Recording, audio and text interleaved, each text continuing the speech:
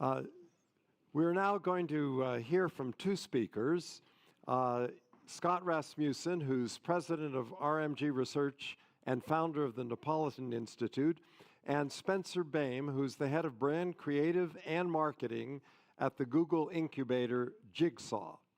Scott Rasmussen is a leading public opinion pollster, a top political analyst who uses history and understanding of national public opinion to contextualize problems facing the country. He's the co-founder with his father, Bill Rasmussen, of ESPN, and he became the first pollster to offer data directly to the public just as the internet was rising into prominence through the 1990s. Spencer Boehm is a brand development and marketing leader recognized for pushing cultural boundaries. His work prioritizes authentic storytelling and engaging brand experiences and has been featured at the Museum of Modern Art. He spent 16 years working for Vice Media Group, where he founded their Virtue worldwide agency. He later served as the first chief brand officer. This impressive collaboration that we're about to hear from the Napolitan Institute and Jigsaw, the two together have developed a project they call We the People. This uses AI to challenge the idea that America is an inherently and hopelessly divided nation. So their talk today is entitled We the People, 250 years later, a national conversation on freedom and equality. Please join me in welcoming Scott Rasmussen and Spencer Boehm.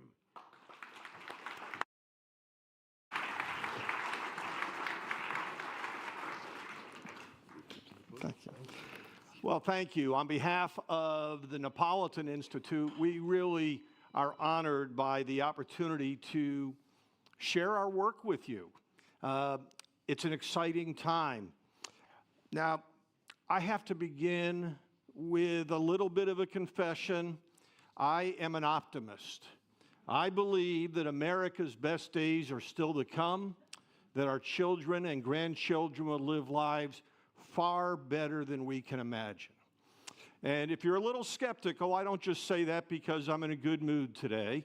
Over the past 4 decades, I have probably seen more polling data than any person on the planet. And when you look beyond the surface of what do they think about this issue or that politician, and you look at the deeper currents of what people think, it's actually pretty encouraging. Another reason I'm optimistic is this We the People project we've put together, we'll be talking about today. We convened a national discussion with 5 people from every congressional district in America. We asked them to talk about what freedom and equality mean in the 21st century. When you began to look through this, and we'll get to the results a little later, but kind of a spoiler alert, nobody talks like Thomas Jefferson anymore. But the ideals that Thomas Jefferson wrote about are very much a part of our nation's cultural DNA. Or maybe more precisely, especially after this morning's talk, the cultural DNA is the way Abraham Lincoln talked about Thomas Jefferson's ideals. That's what we're finding when we go through this. Now, when I look at this data, I put it through the filter of one of my favorite quotes. It's by historian Paul Johnson, who said, "The creation of the United States of America is the greatest of all human adventures." I like that quote for 2 reasons, or actually 2 words. The first, he used the word is. The creation of the United States is not something that happened in the past. It is something that is still going on, and we are a part of it today. The other word I like is adventures. It's not an achievement. It's not something that happened 250 years ago. It's an adventure that began 250 years ago, and we're a part of it today. Now, anybody who's ever been part of a creative process knows sometimes it goes well and harmoniously, and sometimes it can get really ugly. And in America today, we're going through some of the tough times. only 21% of voters nationwide, 1 out of 5, believe that they have a friend from the other political team they could talk to on a rational basis. Most Republicans do not believe most Democrats love their country. Most Democrats do not believe most Republicans love their country. This polarization is real. It is in the political realm that we see it. So what do we do with that? Well, at the Napolitan Institute, we believe the drivers of this creative process are everyday Americans. It's not presidents, it's not elected politicians, it's not corporate CEOs. It might be the APS, but other than that, we think it's going to everyday Americans. And if you want to understand where the country is, that's where you have to go. Now, the challenge is, when I started polling, this will date myself, but there were 3 television networks. We had common reference points. We don't have that anymore. If I were to ask a question in a way that made sense to people in this audience, about 90% of America would have no idea what I'm talking about.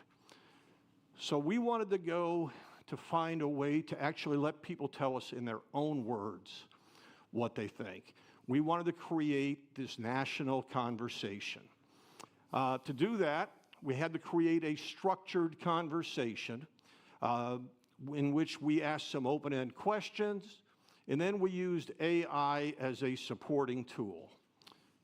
And then from there, we went on and began to think about what does this mean, and we came up with a very unusual way of presenting a research report. But to make it all happen, we had to have a great tech partner, and for that we worked with Jigsaw, a tech incubator inside of Google, and Spencer Baim, good friend, is going to be talking about that now. Hello, everyone. Great pleasure to be here. First of all, apologies that you're going to hear an English accent talking about America as it reaches its 250th birthday. And secondly, my glasses are going to come on and off throughout this as I check my notes. As Scott said, I work for Jigsaw, this great little incubator within Google. If you were to come to our offices, you would see product people next to research people, next to engineers, next to storytellers and marketers like myself. We've been around for about 15 years, and the work that we do always sits at the heart of technology and societal challenges that partners like Scott think we can crack. In the 2 years that I've been there, the majority of our work, as you might guess, has been at the cutting edge of AI. How can we use AI to solve problems today that couldn't have been solved 6 months ago or 3 months ago? Our work always starts with a challenge and always starts with a partner. One of the domains that we've been working on is giving people more agency in their civic life. While others at Google and elsewhere are making grand advancements in efficiency and productivity, and science, of course, we challenged ourselves with a different kind of question. Chatbots are known for you chatting with them, but what if AI could help you chat better with someone else, human to human? In a world that is increasingly divided, would it be possible to help people have better conversations and have a feeling that their voice and that their opinion matters? And if we did this right, could we offer that information back to civic leaders so they could understand what their constituents want better? To pilot this, we had a wonderful time and spent a lot of time in Bowling Green, Kentucky. I basically lived there for about 6 weeks. It's about an hour away from Nashville. Their judge executive was facing an opportunity and a challenge. The population of one county was about to double in the next 25 years. He wanted to know what BG could be, what Bowling Green could be. He wanted this growth to be thoughtful, and he wanted this growth to be considered. And he really wanted to listen to what his constituents wanted, to use his words so that the future happened for them rather than to them. He was frustrated with the traditional methods of listening, of understanding, of hearing. He told us about his experience running town halls when only 7 people turned up to discuss the most important issues that mattered to them. Our engineers back at Jigsaw created a digital town hall app that was really fun to use. Residents added their ideas, and these ideas flowed and flowed and flowed, and you upvoted and you downvoted all the different ideas. 8,000 people participated rather than 8. 7,000 ideas were submitted, and over 1 million votes were cast. But this presented a real issue. What can you do with all that information? A human being would take weeks to go through all of that. Our engineers created an AI sense-making tool that summarized, categorized, and visualized the report in an instant. This is what Scott witnessed when he came down to Bowling Green. He saw an opportunity for taking this technology from the county to the country, and we saw an opportunity to continue pushing our technology forward. I want to explain to you a little bit about what we did and how we held this national conversation. We took the conversation structure really seriously, piloting how it could work and what was not working. We created an online platform for We the People and started with an open-ended conversation 250 years after your country was founded. What does freedom and equality mean to you? It asked. Participants were invited to type in their answers, and boy, did they type. I think this was partly due to the fact that people like to be asked questions and like to be heard, like their ideas to be heard, but also because they felt like they were part of an important conversation. Our engineers developed a tool that followed up, an AI tool that followed up with one question. They encouraged the participant to go deeper with their response. Our team spent a long time perfecting the tone of this, eventually finding a voice similar to a friendly neighbor. We made it extremely clear to the participants that this follow-up question was generated by AI. We call this smart elicitation. Taking the words and following up with this question, something very, very special happened. People went deeper, they were more emotional, their thoughts flowed authentically. This was a magic moment to see. The AI tool then generated 27 opinion statements from the words of those participants. Participants explored these statements and they responded, and these ideas, and they responded, a virtual conversation across America. The quotes and the replies from these two parts resulted in 1.6 million words, ideas and thoughts of modern-day Americans. This was about 6 months ago. 1.6 million words is more words than 86 episodes of The Sopranos. Oh, I just have to jump in. Yeah. It's about 10 times the number of words in the Federalist Papers. Seems like a more appropriate comparison here. Know your audience. Finally, we asked participants to agree or disagree with 26 AI-generated statements from 1.6 million words that were likely to have the broadest appeal across the conversation and across America's point of view. And then? Well, my life, my career has been about seeing tech and adapting it. The creation of ESPN is always thought of as a sports story, but actually it was a tech story. Back in the late 70s, there was this new thing called satellite communications that let us send a signal around the country more quickly and more cost-effectively than ever before. So that led to that innovation. So you can imagine my excitement. I go to Bowling Green, get excited about this idea, and then for the next 8 months or so, once or twice a month, I go into the Jigsaw headquarters in Lower Manhattan, and I sit with 17 software engineers who want to build a platform for us. This was really fun.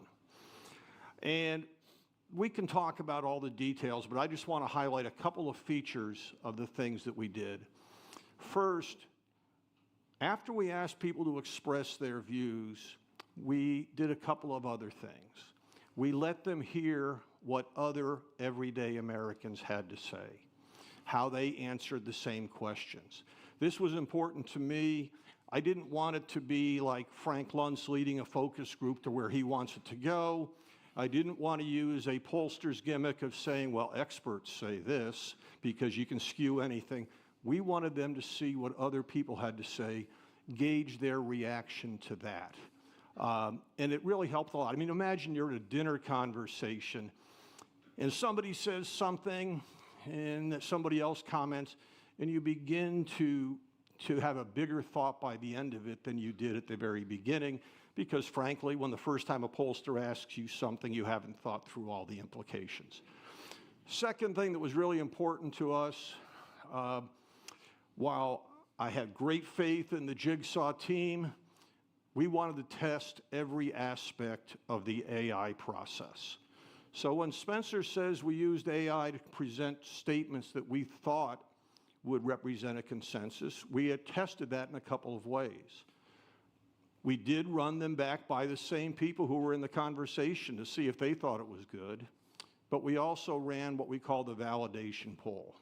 Every single statement we tested by a traditional public opinion poll to make sure the responses we were getting were consistent. So as we began to go through this process and think about these things, we also shared with people some of the historic statements, some of the ones we've heard today about what freedom and equality means. We wanted to get them thinking about this. And just to be clear, right from the beginning of this process, they understood that they were going to be asked to take part in creating a declaration of American ideals for the 21st century. That was their participation in the process. I can tell you about the results. I think the overview, I've already said, a little bit like Thomas Jefferson or Abe Lincoln's version of Thomas Jefferson, but they also highlighted something else. We are not a 50-50 polarized nation. What I believe we are is a 10-10-80 nation. What we saw in the results, there are people on both the left and right who reject America's founding ideals. There are 10% on the left who are at war with 10% on the right. But the vast majority, the 80% of Americans, hate the political fighting. They want to live their own lives and help make their communities a little better. And they deeply, deeply embrace America's founding ideals. And when we began to think of how to put it all together, I could have shown you lots of bar charts. I've done lots of presentations like that. But we actually created a Declaration of American Ideals. And let me tell you how we did it. We went through the process. We had people vote on propositions.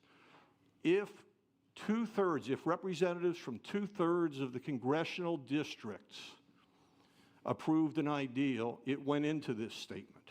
So it couldn't be just the red districts or just the blue districts. We got people to find some level of common ground. These statements that are specific in the ideals, we posted verbatim as they came out of the process. There were some other attitudes that they told us, and we put those in language that, as Thomas Jefferson said of a declaration long ago, seemed appropriate to the moment. We wanted to put something that seemed appropriate for America's 250th. And I'm going to just read you the declaration. This is not a statement of where people think we are. It's a statement of where they think our ideals are and where we should be as a nation. Some of them are going to sound very familiar to you. Some of them will be a little bit different. But and again, these are not my words. This was created by 2,409 people representing every congressional district in America. Today, as everyday Americans, representing all of our nation's 435 congressional districts, we stand with countless other Americans who over the last 250 years passed on America's continuing efforts to more fully define and enact our nation's founding ideals of freedom, equality, and self-governance. We freely acknowledge differences of opinion on many things, some of them significant. Yet, despite those differences, our discussion and our consideration of what others had to say led us to discover that we remain united in support of these founding ideals. Therefore, as part of our nation's continuing conversation about freedom and equality, we hereby declare that 21st century Americans embrace the following ideals. We have been endowed by our Creator with certain unalienable rights, including life, liberty, and the pursuit of happiness. Our nation was conceived in liberty and dedicated to the proposition that all men are created equal.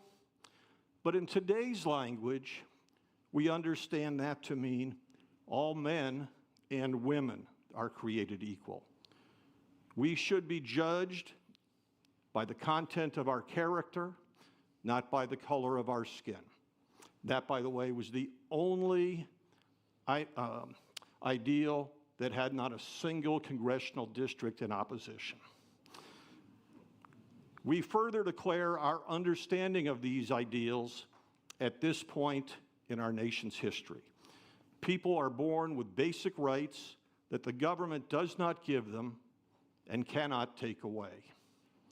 Freedom is the power to make your own choices and to control your own life. Freedom is the right to express your thoughts and beliefs without fear of punishment. Freedom is being able to live your life feeling safe from harm and persecution. Equality is recognizing that all people have the same basic worth and deserve to be treated with dignity and respect. Equality is everyone having the same opportunity to succeed based on their own efforts. It is not a guarantee of the same results. Equality also means that the law should apply to everyone in the same way, no matter who they are. Having found common ground in support of these ideals, the task before 21st century Americans is the same as those who came before us. We must pass these blessings on to future generations by helping our nation move ever closer to living out these ideals. If we can do that, we will have done our part to ensure that government of the people, by the people, and for the people shall not perish from this earth. Thank you. We have a... Before we do any questions, Patrick,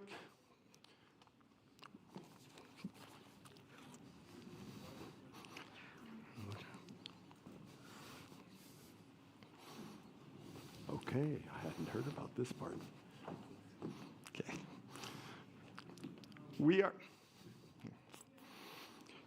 We are pleased to present this Declaration of American Ideals to the American Philosophical Society. We are thrilled that it will be part of your America 250 collection. And something else, when Patrick and I first discussed this, he talked of the difficulty of going back to the bicentennial and finding out words from everyday Americans. So the society here is going to be the repository for all 1.6 million words of our We the People process. You can check out the summaries as much as you want, but we hope that at the tricentennial, historians there will be able to see what ordinary Americans had to say. Come on in.